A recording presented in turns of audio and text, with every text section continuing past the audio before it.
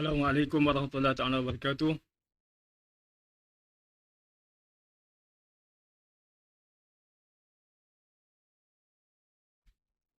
Okey, bagi respon audio dan juga video, okey, untuk kali ini. Saya tuliskan dalam komen sama ada audio cikgu jelas ataupun tidak.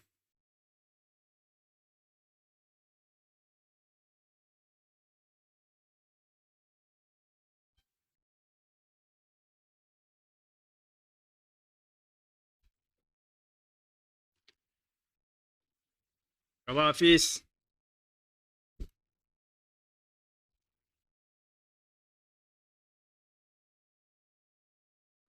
Apa khabar Mansur? Audio okey, alhamdulillah. Video okey, audio okey Agak-agak tak ada masalah lah. Set open betul.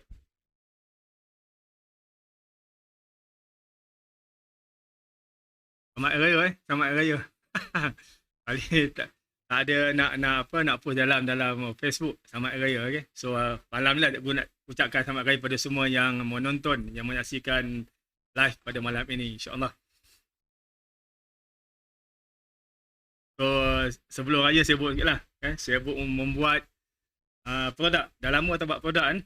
So hari Sabtu Ahad lepas gunakan masa tu untuk buat ni lah, buat produk, buat krim, okay? Sebab ada permintaan, okay? Krim Arrow Shifa tu dengan nak bungkus dengan tehnya lagi, okay? Krim pun buat.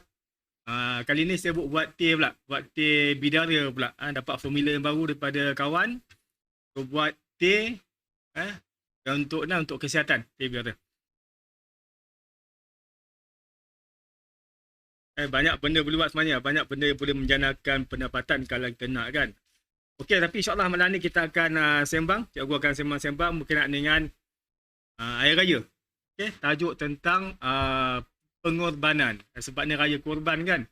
So kita nak cerita tentang pengorbanan. Okey, apa yang dikatakan dengan pengorbanan, apa yang kita perlu ambil iktibar daripada Hari Raya ni bercerita. Hari Raya Haji ataupun Raya Korban. Waalaikumsalam Mazlin. Kakak ni alhamdulillah cikgu sihat. Ya Allah bagi lagi kesihatan untuk terus berbakti, berkongsi ilmu, berkongsi skill kepada yang memerlukan, insya-Allah. So sebenarnya hari ni prepare sikit lah. Prepare sikit nak bersembang kan, kena prepare juga. Ni yang ada. Sempat buat yang ni.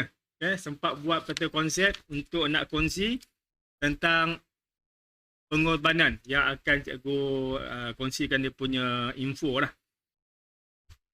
So berkaitan dengan Hari Raya Korban ataupun Hari Raya Haji ini, kita lebih tertumpu fokus kepada pengorbanan. Apa yang perlu dikorbankan Hari Raya kan. Dan selalu beriktibar daripada kisah Nabi Ibrahim mengorbankan anaknya Ismail, Nabi Ismail seperti mana yang diarahkan oleh Allah SWT. Kita nak ambil iktibar di sini. Cikgu ni bukanlah nak bagi ceramah. Sekadar nak kongsi pandangan. Dan pandangan ni ada masanya boleh diterima. Kan? Sebab pandangan orang berbeza. So apa yang cikgu punya pandangan, cikgu cuba kongsikan. Kalau okey, terimalah. Kalau tak okey, kita boleh bincang kan. Sebab pandangan tak sama.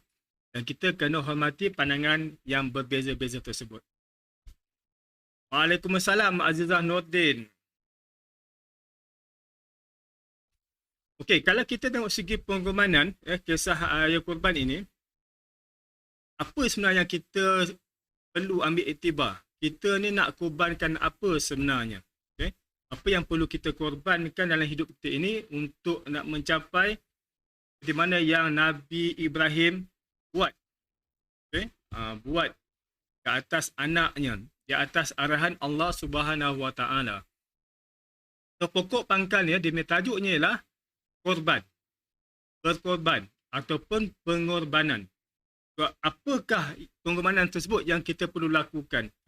So, sebab itu kita nak tengok juga kategori ataupun klasifikasi apa yang dimaksudkan dengan pengorbanan.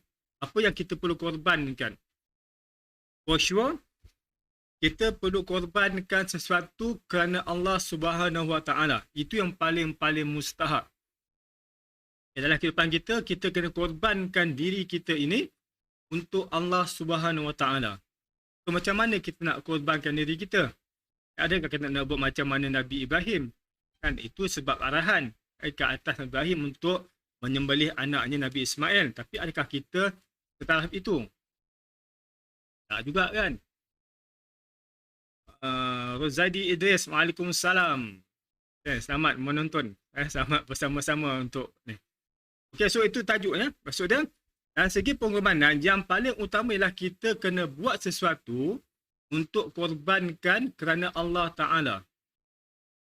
Sudah tentulah kita akan korbankan kita punya hawa nafsu. Dengan korbankan kita punya kesenangan. Untuk mencapai satu yang Allah redha. Itu pengorbanan. So kita ada pengorbanan untuk Allah Ta'ala. Biasanya inilah dilakukan oleh Nabi lah. Sebab arahan Allah. Itu pun ada juga arahan Allah kita kena buat. Okay? Kemudian kita kena korban untuk agama kita. Okay? Kenapa kita kena korban untuk agama kita? Okay? Kemudian pula, kenapa kita kena korban untuk negara kita? So pengorbanan ini bukan hanya untuk Allah. Tapi itu yang paling mustahak. Tapi ada masanya kita terpaksa korban untuk agama kita. Okay? Kita terpaksa korban untuk negara kita.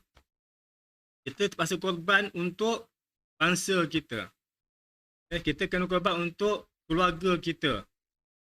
Kita kena korban untuk mempertahankan warisan budaya kita. Kan? Dan kita kena korban untuk kehidupan kita. So, banyak benda yang kita perlu lakukan pengorbanan untuk dapatkan sesuatu. Tapi dalam kisah tentang ayah haji korban, untuk kita nak dapatkan redha Allah Ta'ala. Siti Zuhani, Waalaikumsalam. Baru live. Baru mula. Dalam 9 minit. Okay. So, untuk kita nak lakukan pengorbanan ini, yang mana kalau kita nak lakukan pengorbanan, kita kena buat dengan sepenuh hati kita. Dengan penuh 100%. Kita kena serahkan kita punya iman, kita punya nafsu yang kita nak korbankan dengan sepenuh hati. So, bagaimanakah bagaimana Nabi Ibrahim sanggup menyembelih anaknya atas arahan Allah Ta'ala? Kan? Macam mana dia sanggup? Dia sanggup. Sedangkan Nabi Ibrahim ni, kalau ikut kisahnya, dia dah tua semuanya. Berdoa kepada Allah Ta'ala supaya Allah kurniakan kepadanya zuriat. Dia doa dan doa. Dan Allah makbulkan doa tersebut, maka diberinya anak, iaitu Nabi Ismail. Di peringkat Nabi Ibrahim dah tua ni. Mana dia, Nabi Ismail tu Allah beri dengan asbab doa Nabi Ibrahim. Dia dah tua. Dapat anak. Anak tu pula yang disayang tu Allah keluarkan arahan untuk sembelih. Untuk korbankan. Kan? Mana dia, kaitan korban ini nak buat satu yang memang tak masuk akal lah sebenarnya itu. Jadi dia perlukan pengorbanan, kita perlukan ketaatan. Pengorbanan mesti ada ketaatan. Kerana nak korban untuk Allah, nak korban untuk agama, mesti ada ketaatan. So, dengan ketaatan inilah menyebabkan Nabi Ibrahim sanggup untuk berkorban kepada untuk menyembelih anak dia. Itu kisahnya. So, kita kisah bukan hanya untuk Ibrahim, kita kisah untuk kehidupan kita ni. So, pengorbanan, tadi istilah kita pada pengorbanan pada Allah, pada agama, pada negara kita, pada bangsa kita, pada warisan kita, pada kehidupan kita, pada keluarga kita dan pada diri kita. Banyak benda yang kita kena korbankan untuk sama ada diri kita ataupun macam-macam lah. Dan untuk Allah Ta'ala, kita mesti ada ketaatan. Sebab bila kita taat pada Allah Ta'ala, barulah kita boleh melakukan pengorbanan. Untuk agama kita, kita perlukan apa? Kita perlukan kesetiaan kita. Taat dan setia pada agama. Setia kepada negara kita. Setia kepada bangsa kita. Pak dia punya tu kesetiaan, kemudian kita punya nakkan dia punya ada sebab kenapa kita perlu korban, ya. Sebab utama ialah ketaatan. Dengan ketaatan itulah kita sanggup buat sesuatu. Dengan kesetiaan itulah kita sanggup buat sesuatu. Contohnya, kita setia pada negara kita. So, kita akan korbankan sesuatu. Kan? Kita setia kepada rakan kita, kawan kita. Kita akan buat sesuatu untuk dia. Kita setia ataupun kita sayang pada keluarga kita, kita akan korban sesuatu untuk keluarga kita. Untuk kehidupan kita, kita upgrade kita punya kehidupan.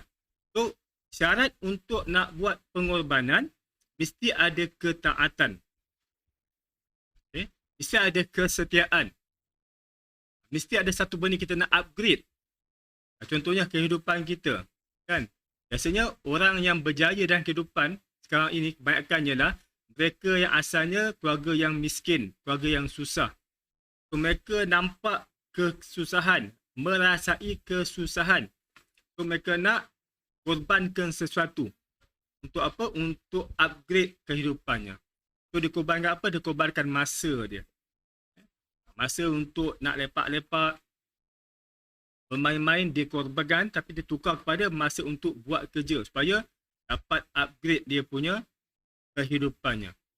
So, ketaatan, kesetiaan penting untuk membolehkan kita lakukan pengorbanan. Kalau kita tak taat pada Allah Ta'ala, macam mana kita nak korban? Macam mana kita nak patuh kepada arahan Allah? Ya, dalam Quran banyak arahan yang suruh kita buat. Contohnya apa? Arahan solat, kan? Itu mana kita korban tu? Dengan adanya ketaatan, barulah kita akan mengorbankan diri kita untuk buat sesuatu yang Allah suruh. Allah wajibkan. So, dengan ada ketaatan, barulah boleh buat. Kalau tak taat pada Allah Ta'ala, kita nak buat. Kan? Orang kafir tak nak buat. Allah kata, dalam Quran kata, kau semayang. So, beriman. Dia tak nak beriman sebab dia tak taat. Dia tak taat pada Allah Ta'ala. So, bila tak ada ketaatan, maka tak akan adalah pengorbanan. Kalau tak ada kesetiaan, maka tak akan adalah pengorbanan. Kalau tak ada kasih sayang pada keluarga kita, tak akan adalah pengorbanan. Kita biar macam tu je. So, untuk dapatkan ketaatan ini, untuk dapatkan kesetiaan, untuk dapatkan kasih sayang ini semua, yang menyebabkan kita nak korban, kita mesti ada ilmu. Itu yang mustahak sebenarnya. So, untuk nak korban sesuatu, kita kena ada ketaatan dan kesetiaan. Untuk dapatkan ketaatan itu, kita kena tahu. Kena ada ilmu. Okay? Kalau kita contohnya, okay? Kenapa kita solat? Kita taat. Okay? Taat pada Allah Ta'ala. Kenapa kita taat? Sebab kita belajar. Sebab kita ada ilmu. Kita belajar tentang siapa itu Allah. Kita mengenal Allah. Cara umumnya. Kenal Allah. Tahu tentang sifat-sifat Allah. Tahu tentang Rasulullah. Tahu tentang agama. Bila tahu benda tu, olah terhasilnya ketaatan. Kita taat baru kita akan korbankan masa kita yang 5 minit untuk kita solat. Kan? 5 minit ya. Contoh kan. Kalau kita tak kenal Allah siapa, kita main langgarnya. So kalau Allah suruh semayang pun kita buat tak kisah ya. Walaupun kita kata kita ni orang yang beriman, konon-kononnya, kita rasa kita ni orang yang Islam, tapi tak nak semayang. Sebab apa? Sebab tak ada ilmu. Poinnya lah, sebab tak ada ilmu. Kenapa ramai remaja, ramai manusia, ramai yang mengaku Islam, yang beriman tak nak solat? Sebab mereka tak ada ilmu. Sebab mereka tak pergi belajar. Dan tak nak belajar. Dan tak diajar. Maksud itulah, maknanya bila tak ada ilmu, dia tak tahu nak buat apa. So, untuk taat, kena ada ilmu. So, kenalah belajar sesuatu. Sebab itulah, ramai orang yang engkar perintah, walaupun benda yang simple. Okay? Kita mengaku Islam, patut kena solat. Tapi ramai yang bandingkan solat dengan sengaja, dengan suka-suka. Dengan tak rasa besar. Sebab mereka tak belajar sesuatu. Tak belajar tentang tauhid, tak belajar tentang kenal Allah, tak kenal Allah, tak belajar tentang fiqh, tak tahu macam nak solat. Bila tak tahu, maka tak adalah rasa ketaatan tersebut. So, ilmu ni dapat banyak kaedah, banyak cara. Okay? Tapi cikgu simpulkan, ilmu ini kita akan dapat dari 3 kaedah, 3 cara untuk dapatkan ilmu. Pertamanya, menerusi kita mendengar, telinga, dengar ataupun audio. Dalam bahasa NLP, bahasa minat panggil sebagai audio. Kita dengar. Okay? Kita dengar ceramah. Kita dengar satu tentang Allah. Dengar satu tentang cara nak solat. Bila dengar, apa kita buat? Kita cuba nak buat. Baru cuba nak buat. Sebab bila kita dengar sahaja, okay, kita akan ada yakin sedikit. Yakin sajalah. Kan? Yakin. Sebab bila dengar ada ilmu, kita mula yakin. Contohnya, kalimah syahadah. Kita dengar tentang Allah punya sifat, Allah punya asma, Allah punya perbuatan. Kita tahu tentang Allah punya kasih sayangnya. Kita dengar. Sebab dengar ceramah kan. Kita dengar tentang kasih sayang Allah, dengar tentang Allah punya kegagahannya, Allah punya kekuatannya, kita dengar. So, bila kita dengar, kita hayati, tersedik dalam hati kita untuk taat. Allah tu maha berkuasa, maha besar, maha penuh dengan rahmat. So, kita pun nak taat. Okay? Itu sebagai yakin. Yakin. Waalaikumsalam Syahrul Azaidi. Siti Zawiyah. Kak Lang pun ada. Waalaikumsalam Kak Lang. Aras Memasap pun ada. Okay. Tokia baru kita. Okay, so itu maksud dia. Kita kena tahu. So bila kita tahu sahaja, kita mula yakin. Yakin yang Allah tu berkuasa sebab kita dah pernah dengar. Ustaz pernah ajar kita.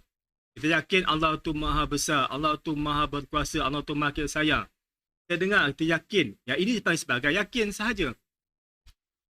Bila yakin, kita akan buat. Tetapi kita buat pun masih lagi tumbang ambing.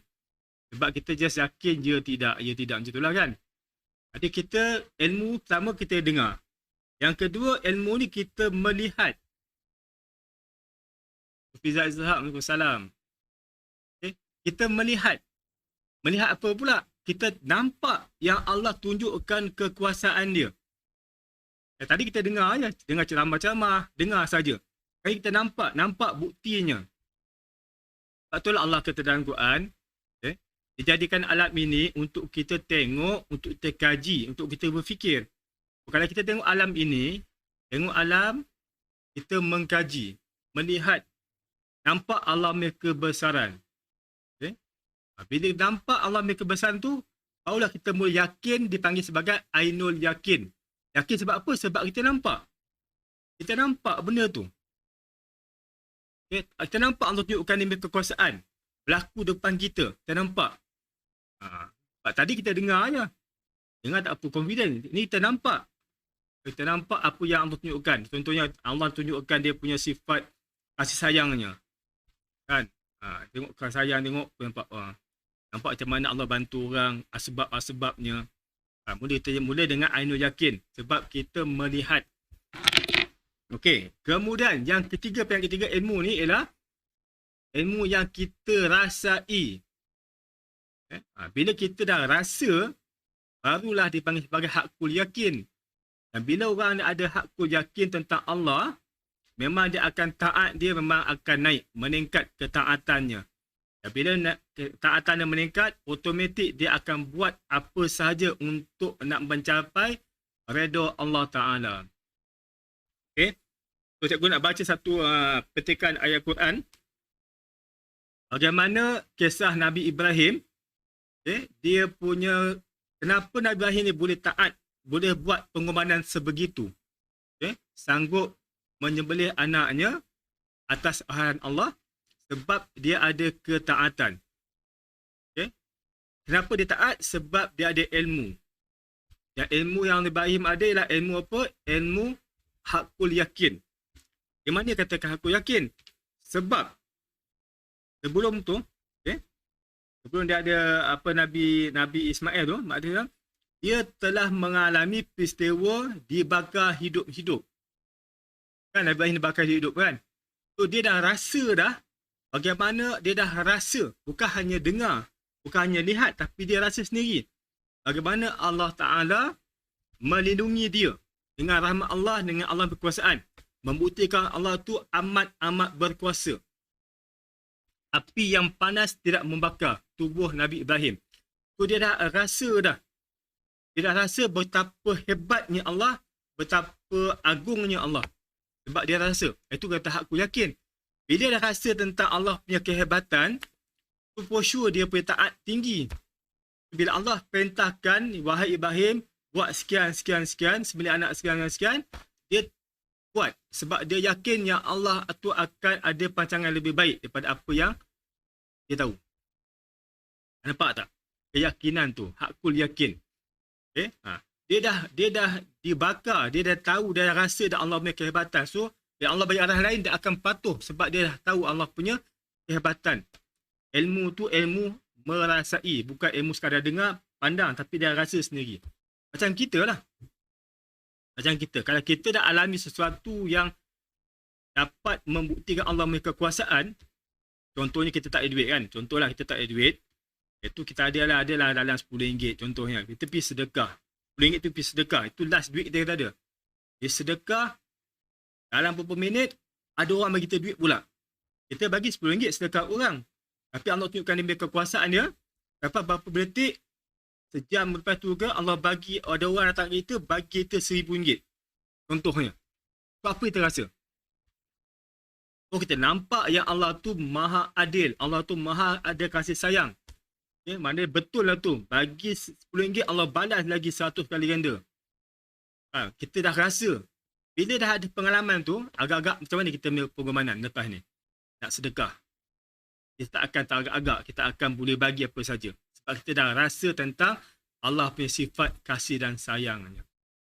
Jadi kalau sahabat dengar ya, okay, kalau sedekah RM10, Allah akan tambah 10 kali ganda. Dengar je. Dia dengar kita yakin, ya tidak. Kan sebab tak rasa. Tapi kita tengok pula, orang tu sedekah, orang tu kaya.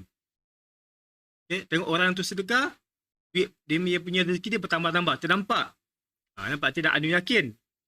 Tapi bila kita sedekah, kita dapat balik apa yang Allah janjikan, bahawa dah hakul yakin. So bila ada hakul yakin, barulah kita punya ketaatan kita akan meningkat dan kita akan sanggup berkorban untuk dapatkan redha Allah Ta'ala. Itulah kisahnya sebenarnya.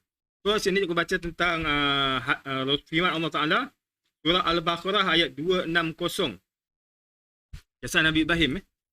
Dan ingatlah ketika Nabi Ibrahim merayu dan berkata, Nabi Ibrahim berkata pada Allah Ta'ala, dia berdoa, wahai Tuhanku, perlihatkanlah kepadaku bagaimana engkau menghidupkan makhluk yang mati. Nabi Ibrahim tanya pada Allah, dia minta, ya Allah, tunjukkanlah engkau punya kekuasaan, hidupkanlah benda yang mati. Bukan dia tak percaya. Allah tanya apa pula? Allah kata, Allah berfirman, Allah jawab balik. Bila Nabi Ibrahim tanya pada Allah, ya Allah tunjukkan kepada aku tentang kau punya kehebatan menghidupkan benda yang mati. Allah kata kepada Ibrahim, Allah berfirman, adakah engkau belum percaya kepada kekuasaanku? Allah tanya balik pada Ibrahim, kau tak percaya ke? Dia jawab apa? Bahkan aku percaya dan yakin. Okay? Nabi Ibrahim dah yakin dan percaya tentang Allah kuasa, tapi saja dia nak minta Allah tunjukkan juga. Bagi nak bertambah keyakinannya. Dia nak tengok. Maksudnya dia dah yakin, nak menambahkan keyakinan, dia minta, ya Allah tunjukkanlah aku engkau punya kekuasaan hidupkan benda yang mati. Okay. Jadi bila Allah tunjukkan, baru dia nampak. Bertambah-tambah, dia dah yakin, dah percaya, dia bertambah lagi keyakinan sebab dia nampak. Macam kita lah. Dia minta lah Allah sesuatu yang boleh meyakinkan kita tentang Allah punya kehebatan. Dia kata, bahkan aku yakin percaya padamu ya Allah. Akan tetapi, aku mohon yang demikian ialah supaya tenteram hatiku yang amat ingin menyaksikannya. Jika demikian Allah kata, ambillah 4 ekor burung, kemudian engkau kumpulkan olehmu dan cincanglah kesemuanya. Allah suruh Nabi ambil 4 ekor burung dan cincang. Setelah itu, letakkanlah di atas tiap-tiap sebuah bukit sebahagian daripadanya. Ambil burung tu letak satu bukit. Dia asingkan dia punya bahagian. Kalau pencampat tu, satu bahagian bukit A, satu bahagian bukit B. Dan suruhnya berkecil. Mana dia pecahkan burung yang telah cincang tadi tu. Allah kata apa? Kemudian serulah burung itu. Nescaya semuanya itu akan datang kepadamu dengan segera. Sebab Allah nak membuktikan dia punya, bukan bukti Allah nak tunjuk sebab Nabi Ibrahim nak sangat tengok, Allah tunjukkan. Jadi bila dia nampak tentang Allah punya kekuasaan, bertambah yakinlah kepada Allah SWT. Itu tak logik lah. Bila Allah kata, ya Ibrahim, buat sekian sebelih anak engkau. Dia pun buat. Tambah lagi anaknya Ismail, Nabi Ismail, cakap, wahai ayandaku, laksanakanlah apa yang Allah perintahkan. Anak pula backup. So, lagi dah percaya. So, makna dia, untuk melakukan pengorbanan, pokok pangkalnya kita mesti ada ilmu tentang apa yang kita nak korbankan. Kalau nak korban kerana nak patuh pada Allah punya arahan, perintah Allah, belajarlah ilmu tentang ketuhanan. Tahu tentang Allah punya kehebatan. Kalau nak berkorban untuk negara kita, belajarlah satu tentang negara kita. Belajar apa? Sejarah kita. Sebab itulah askar-askar, polis-polis, orang yang pernah berkhidmat untuk mempertahankan negara, diorang akan dengar komunis memang cukup pantang. Kan? Kita tak rasa. Kita bila dengar komunis nak datang Malaysia balik ke nak berkuasa, kita buat tak kisah. Kan? Buat bodoh orang kata. Tapi orang-orang ni yang bekas-bekas tentera, askar, polis ni, bila dengar komunis nak take over ke, nak apa benda ke, mereka akan lantang bersuara. Sebab apa? Mereka dah rasa keperitan. Orang yang dah rasa memang akan menolak. Kan? Kita tak rasa ni, tak apalah, biarlah komunis nak perintah. Apa itu maksud dia? Bila ada dia punya ilmu rasa, hakul yakin, dia akan taat, dia akan buat apa saja untuk mempertahankan negara ini daripada diperintah oleh orang yang tak sepatutnya. Kan? Dan juga sebab tu kenapa orang-orang silat ni yang sibuk ataupun beria-ia siang malam pagi petang nak mengembangkan persilatan. Sebab mereka dah rasa, mereka dah lalui latihan silat, mereka dah rasa dia punya keseronokan, dan mereka nak sebarkan supaya orang lain dapat rasa, dapat bina jati diri. So, mereka akan berkorban apa saja untuk pastikan warisan bangsa ni diteruskan. Silat ke, tanjak ke, busana ke, semua orang sama. Dia dah ada ilmu, dia dah rasa dia akan cuba untuk kongsi ilmu tersebut dengan orang lain. Dia akan buat apa saja untuk pastikan orang lain faham macam mana dia faham. Dia faham tentang silat, faham tentang ilmu, faham tentang tarian, faham tentang budaya. Kan? Dia akan korban. Tu beramai orang suka korban diri dia. Kan? Buat apa saja sebab dia nak kongsi dengan orang lain apa yang dia rasa. Keseronokan tersebut.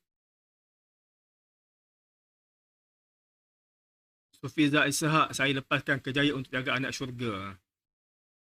InsyaAllah. Kalau kita buat dengan ikhlas, Allah akan bagi juga. Allah akan bantu kita insyaAllah. Waalaikumsalam Nur Azman Osman. Tu mana dah? Pengorbanan perlukan ketaatan ataupun kesetiaan.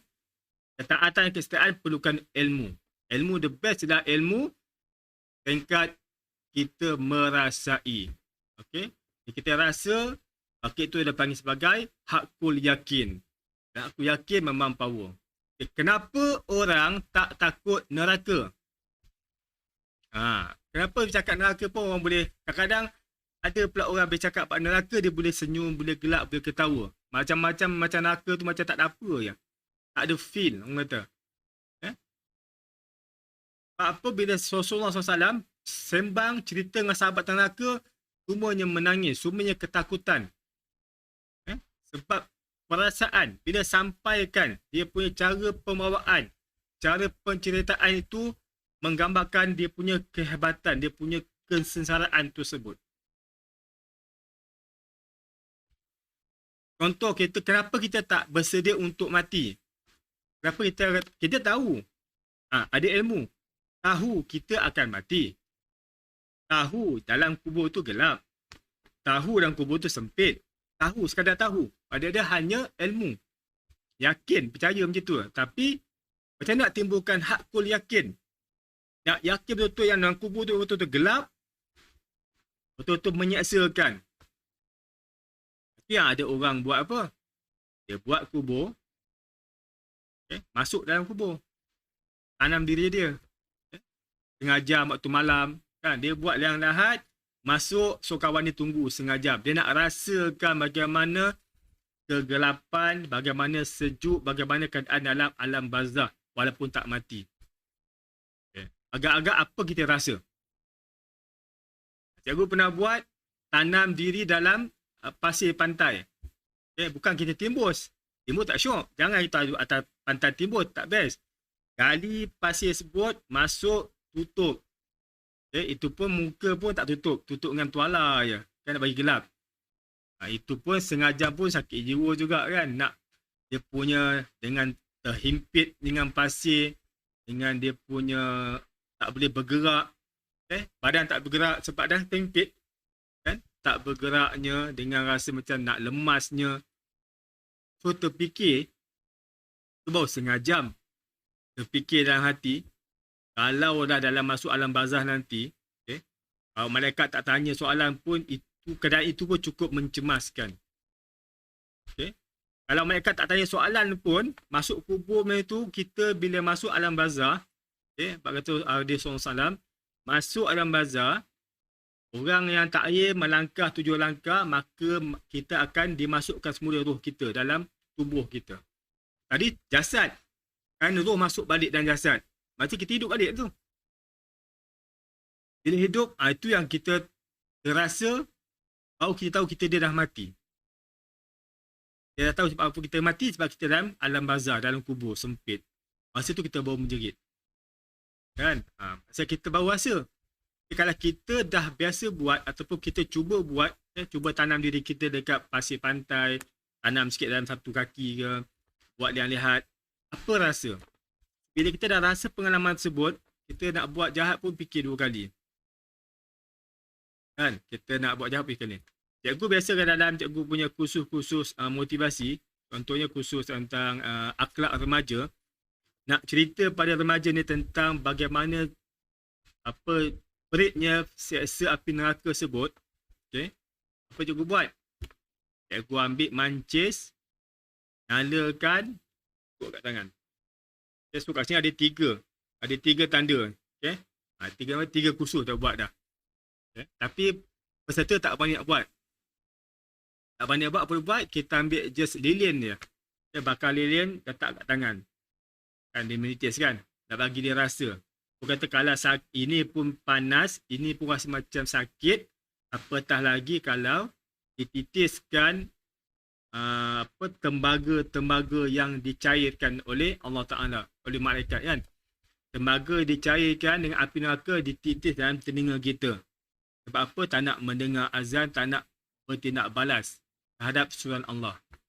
Kalau yang lilin pun sakit, apatah lagi. So, kalau orang yang berakal, dia akan memikirkan. Api mancis, hujung mancis yang kecil tu pun, nyala cucuk pun sakit. 3 hari dah tentu melecur. Apatah lagi api neraka. Kan? So, kita buat macam itulah. Bagi dia rasa. Mana api tu dahsyat. Dia akan membakar. Kan? Tu merasai. So, nak wujudkan tentang hakul yakin. Pergilah tanam.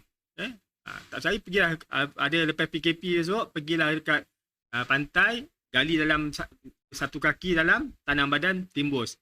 Timbus bab macam kubur. Duduk setengah jam, tengok apa rasa. Olah kita akan rasa, takkan aku nak buat jahat lagi kan. Kalau macam ni pun tak tahan, setengah jam pun tension, stres, apa lagi dalam barzakh yang tak tahu sampai bila. Itulah ilmu. So kita kena belajar. Kenapa kita tak taat pada Allah Ta'ala? Kenapa tak takut? Sebab kita ada ilmu. Kan? Contoh, kenapa kita risau sangat kalau kita melanggar SOP? SOP COVID ni kan? Langgar, kita kena denda on the spot. RM1,000, RM1,500, RM2,000, tak kira lah. Kan? Sebab kita pernah dengar. Dah dengar dah. Maksudnya siapa langgar SOP, dia kena denda. Dah tengok dah. Dalam berita sebagainya, langgar SOP kena denda. Kita dah ada keyakinan betul benda tu berlaku. So, kalau buat kena. Kita takkan berani nak langgar SOP. Kalau langgar pun tak kena tangkap tak apa, tapi bila terlanggar SOP terkantoi. Kan kita pergi merentas negeri lah, merentas daerah kan. Tak ada polis okeylah, tiba-tiba polis kat depan. Kita nak mentah daerah, kita langgar, tak ada dokumen, tak ada apa. Apa kita rasa? Tentu mengelabah. Apa kita mengelabah? Sebab kita ada ilmu. Dia tahu yang ini confirm kena denda. Tapi dengan Allah kita tak rasa. Allah dah beritahu dalam Quran macam-macam dah. Kalau buat macam ni jadi macam ni. Apa hukuman dia. Kan? Tapi kita just baca. Tapi yakin tak yakin dia. Itu yang masalah kita. Sebab kita tak merasai. Tapi dalam Quran banyak Allah cerita kan. Macam mana orang kafir dia tak nak percaya tentang apa yang Allah ceritakan dalam Quran tu. Apa yang Rasulullah sampaikan. Tapi masuk akhirat baru dia orang menyesal. Kenapalah aku tak diberitahu begini. Yang menyesal je lah. Kan? So maksud dia, untuk dapatkan pengorbanan, nak korban apa sahaja, kita kena ada ilmu yang sepatutnya. Kalau kita nak korbankan diri kita untuk nak upgrade kita punya pendapatan, kita punya taraf hidup kita, nak jadi lebih elok, so kita kena ada ilmu. Kan? Ilmu apa? Ilmu untuk nak tingkatkan kehidupan kita. Ilmu bisnes ke, ilmu apa ke. Kalau kita nak rasa nak berkorban untuk negara kita, kita kena ada ilmu tentang negara kita. Kenapa kita kena pertahankan negara kita. Kalau kita nak pertahankan agama kita, kena ada ilmu. Kenapa aku kena pertahankan agama Islam ini? Kena ada ilmu. Bila ada ilmu, baru ada ketaatan. Ada ketaatan, baru ada pengorbanan. So, apa sahaja mesti berpaksi kepada ilmu. Carilah ilmu yang sepatutnya. Bila ada ilmu, baru kita akan rasa tanggungjawab. Apatah lagi ilmu sebut kita dapat dengan hakul yakin. Dengan merasai. Dengan mengalami. Bila mengalami, lagilah kita akan lebih taat, lebih pegang pada apa yang kita nak sampaikan. Bila kita dah rasai, pengumuman lebih tinggi. Contoh bila orang yang miskin, orang yang susah, dia nak upgrade dia punya kehidupan, dia akan berusaha lebih. Dia nak keluar daripada kepompong kemiskinan kepada yang lebih elok. Dia akan korban apa sahaja, termasuk masa dia. Masa main tak ada, dia akan guna masa untuk buat kerja. All out. Untuk nak berjaya. Sebab dia dah rasa dah keperitan hidup dia. So dia tak nak hidup dengan keperitan, dia akan buat satu untuk, dia kena korbankan satu untuk upgrade kehidupan dia. Sebab ada ilmu. So dia kena belajar ilmu. Kan macam kita lah. Kalau kita nak upgrade kehidupan kita, takkan kita diam. Kita tak nak upgrade sebab kita dah selesa. Kan? Selesa dengan apa yang ada, cuma kita tak nak berkorban lebih lah. Kan? Buat apa sajalah. Apa yang boleh buat, tak buat sudah. Tak ada nak rasa pengorbanan. Sebab kita selesa. So musuh pengorbanan ialah keadaan selesa. Waalaikumsalam Faizal Azmi. Okay? So musuh pada pengorbanan ialah selesa. So kalau kita selesa hidup kita, apa nak korbankan diri kita untuk susah payah nak dapatkan pendapatan yang lebih. Kalau gaji dah ribu-ribu kan, dengan kata 10,000, 20,000, tak apalah, relax lah kan. Tapi orang yang kesusahan, dia akan cuba nak upgrade, dia akan korban. Okay? Buat kerja 3-4 kerja. Buat bisnes macam-macam bisnes nak buat untuk nak tingkatkan pendapatan. Sebab dia nak lepas pada belenggu kemiskinan, kesusahan. Orang yang dah selesa tak perlu. Dia tak nak buat pun. Dia tak akan buat kerja pun macam lebih kurang. Okay? Tak ada pengorbanan tersebut. Okay? So yang masuk itu ada. So conclusion ni lah. Nak korban sesuatu untuk Allah ke, untuk agama ke, untuk negara ke, untuk bangsa ke, untuk kehidupan kita ke, untuk rakan-rakan kita ke, mesti ada ketaatan dan kesetiaan. Wujudkan benda tu. Taat dan setia hanya ada bila kita ada ilmu. Ilmu yang the best adalah ilmu yang kita alami. Kita rasai, iaitu hakul yakin. Setakat yakin ni kita kadang masih lagi berbelah bagi.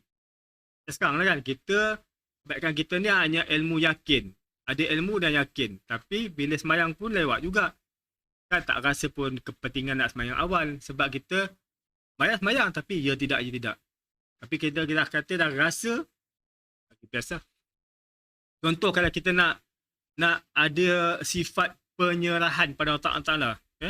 Sifat penyerahan. Sifat bergantung sepenuh pada Allah. Apa kita nak buat?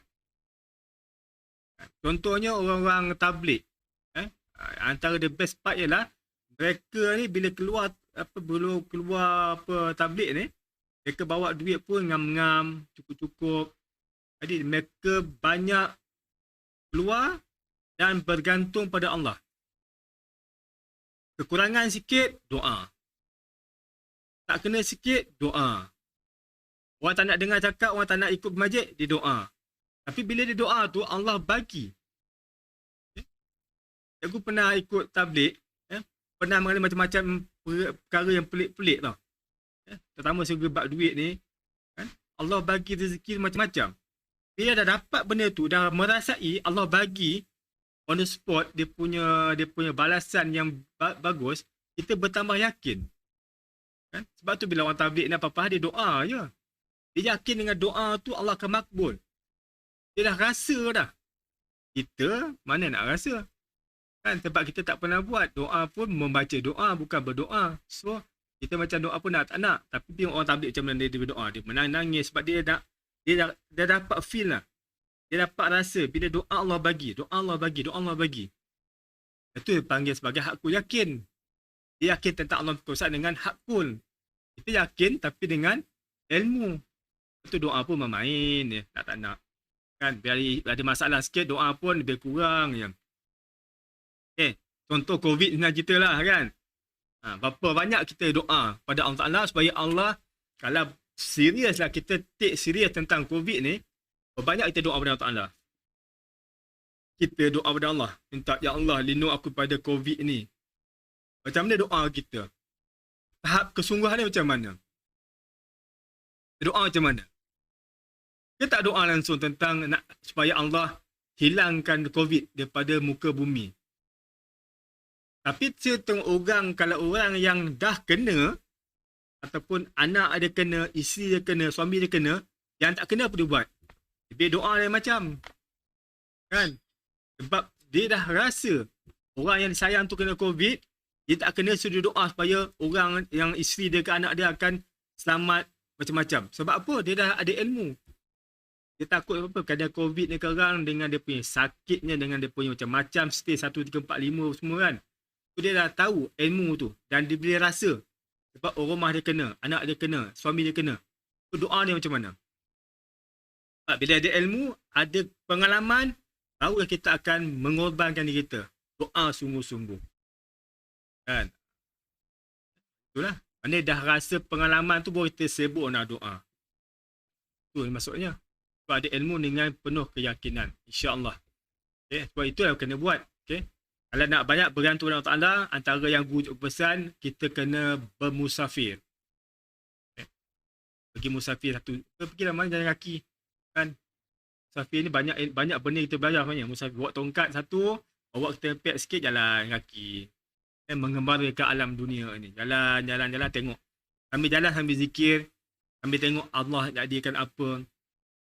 Tengok apa yang menjadikan alam ini. Apa yang peristiwa kita akan hadapi. Apa Allah nak tunjuk kat kita. So, kita baca yang di sebalik. Yang tersirat. Bukan yang tersurat. Okay. Sanisam dan juga Kirul Afin. Waalaikumsalam.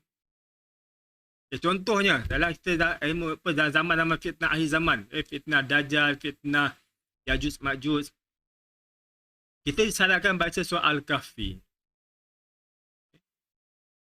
Dia kata baca tu bukan hanya baca. Bila baca tu kita kena baca, kita kena teliti, kita kena memahami maksud.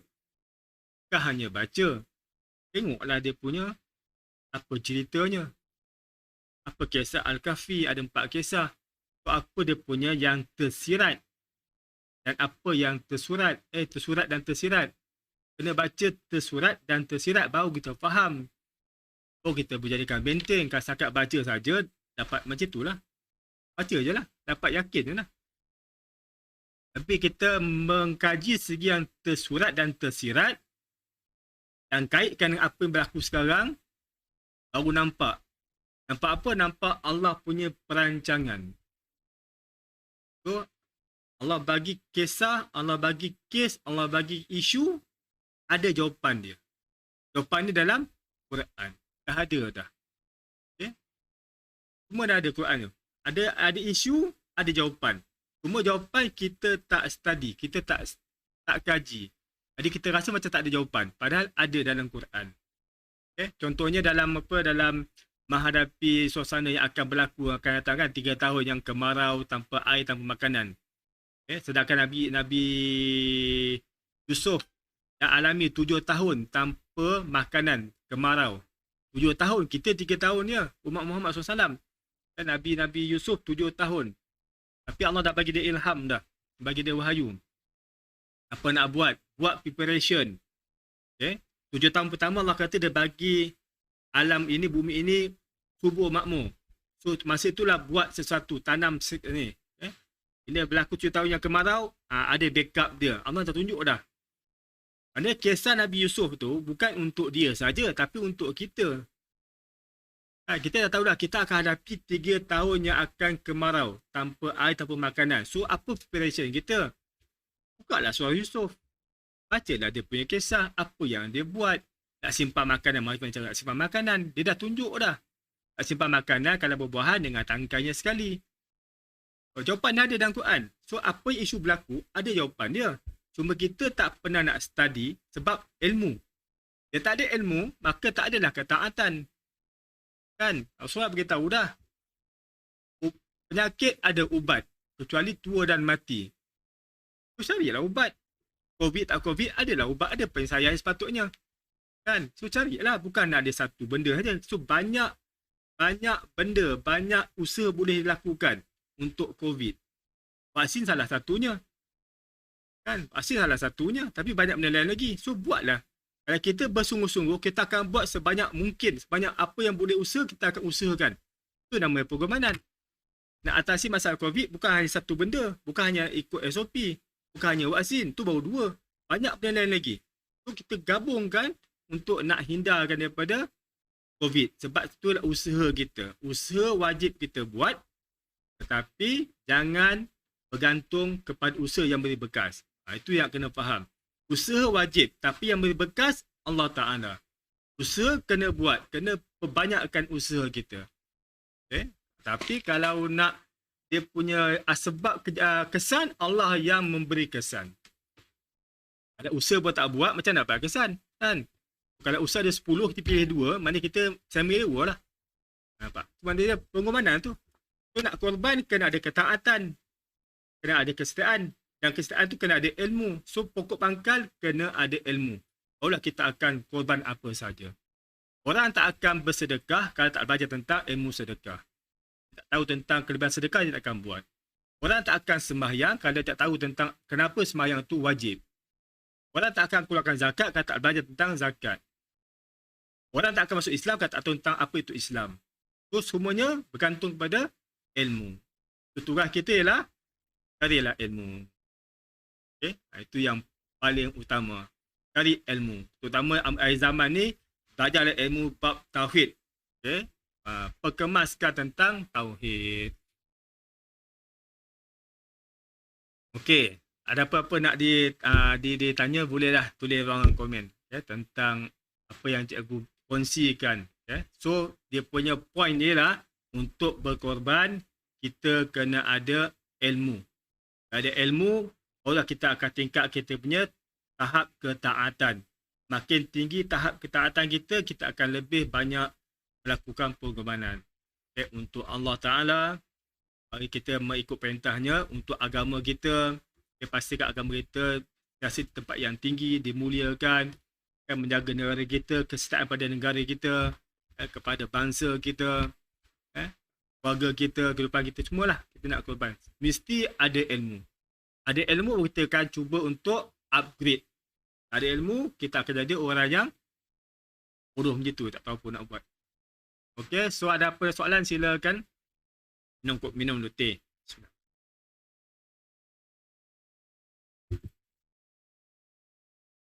Cikgu penggemar teh. Cikgu banyak teh. Macam-macam teh ada. Tapi akhirnya cikgu buat teh sendiri. Okay? Teh daripada apa? Daripada halia campur dengan serai, campur dengan pandan, campur dengan halba, campur dengan apa tu lagi, ada 5. Alhamdulillah lah. Okay. Angin keluar apa semua, maintain berat badan, insya-Allah. Tu tahun lepas projek, start PKP tahun lepas ni tak ada kerja nak buat, so buatlah benda tu. Kata jual pun, banyak dia jual lah. Ni sekarang ni projek teh pula, teh bidara pula, berdapat formula baru. Bidara campur dengan kulit kayu manis, campur dengan stevia ataupun gula kelapa, minum. Oh, itu pun best juga rupanya. Nak belajar ilmu sedekah. Ilmu sedekah ni kena belajar bab-bab tentang sedekah lah. Okay. Kelebihan sedekah, kan? Kelebihan kita infak. Okay. Kalau ada kitab hadis, ada hadis-hadis kan. Tengoklah, kok ada Tok Guru ajar kat masjid tentang kitab-kitab apa sedekah dan sebagainya. Okay. Mak dia kita baca, kita beli kitab, beli hadis, kita baca, kait ada bab sedekah, ataupun kalau rajin pergilah masjid, ataupun online, sekarang online kan, online apa yang ada ceramah-ceramah tentang sedekah. Okay. Tak usah baca banyak, baca sikit cukup. Baca sikit tu buat je. Okay. Baca banyak tak buat tak guna, baca sedikit tu buat. Okay. Mula-mula kalau kita, maknanya kita yakin tak yakin kan, bila buat Allah bagi, Allah tunjuk dia punya kebenaran, sedekah Allah akan balas, nampaklah. Tapi janganlah sedekah sebab nak balasan. Sedekah kerana Allah Ta'ala ikhlas. Kan dia bagi tak bagi cerita lain. Tapi Allah tak pernah mungkir janji. Okay? Jangan minta janji pada Allah, jangan tuntut janji. Allah janji dia akan bagi. So, biarkan Allah dengan janji dia. Kita buat saja. Kan? Buat, Allah bagi. Kita nakkan redha Allah. Tapi Allah janji dia akan bagi. Dia takkan tipu. So, jangan pandang pada janji Allah. Jangan kita niat sedekah, aku nak bagi RM10 dapat RM70. Jangan fikir tu. Bagi je. Kalau janji Allah tu katakan dia, kalau sedekah 1 bagi 7, atau bagi 10, bagi RM10 dia akan bagi 100. Itu janji dia. Tapi kalau kita ikhlas pada Allah Ta'ala, dia akan bagi tanpa batasan.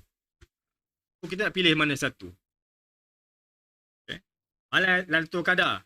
Kan, Lailatul Qadar Allah kata 1000 bulan. Itu janji dia. Kalau siapa dapat tumui. Okay? 1000 bulan kan. Orang kata ramad banyak. 83 tahun. Tapi kalau kita buat ikhlas kerana Allah Ta'ala, bukan nak fikir Lailatul Qadar, kita beribadat setiap malam Ramadan dengan penuh keikhlasan hati kita, hanya dapatkan Allah punya redha, Allah balas lebih banyak daripada 1000 bulan. Kita nak pilih mana satu? Nak 1000 bulan ke nak lebih pada itu? Nak dapatkan 10 kali ganda sedekah ke ataupun nak lebih dari itu? So, buat kerana Allah Ta'ala, dia akan bagi ikut suka dia tanpa batasan. Lagi banyak, lagi power. Kan? Nak semayang ni, semayang jemaah, pahala 27 kali ganda. So, pergi semayang jemaah, nak pahala ke nak kerana Allah?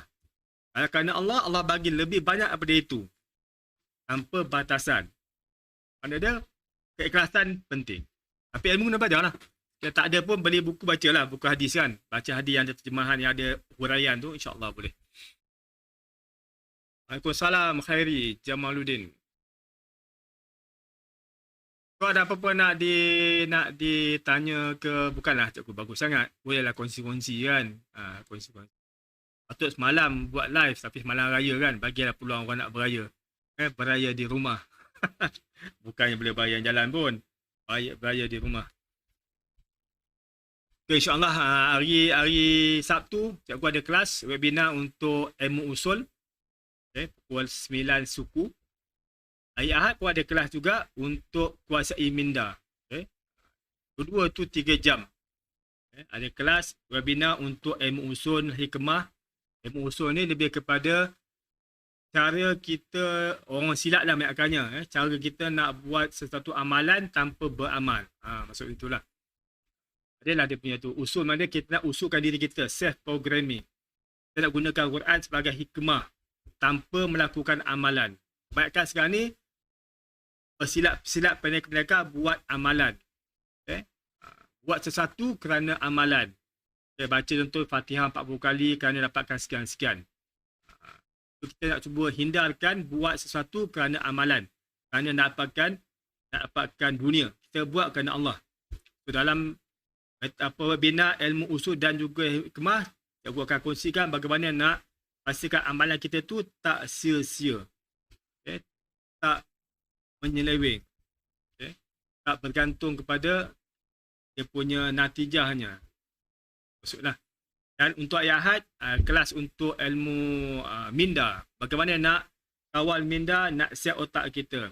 Nak program diri kita sendiri. Kalau kita dah mula ada kesedaran, kita siap otak kita. Jadi lebih baik pada apa yang ada sekarang ni.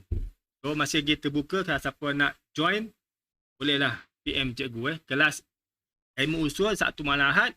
Kelas kursus minda Ahad malam Ahad. Pagi Ahad. Okay? Pagi Ahad pukul 9 start. So, boleh PM cikgu kalau nak join. Bayaran hanya RM50 sahaja. Okay? Itu tentang ilmu lah, kadang ilmu lain. Produk banyak nak buat, tapi insyaAllah dalam masa terdekat cuba nak buat semula produk-produk. Kan? Produk-produk Aura Syifa lah. Cuba nak buat semula. InsyaAllah. So, kalau ada apa-apa soalan silakan, ataupun cikgu boleh tamatkan lagi seminit. Cukuplah 1 jam kita punya sembang-sembang santai, tapi ada ilmu santai tapi dengan ilmiahnya.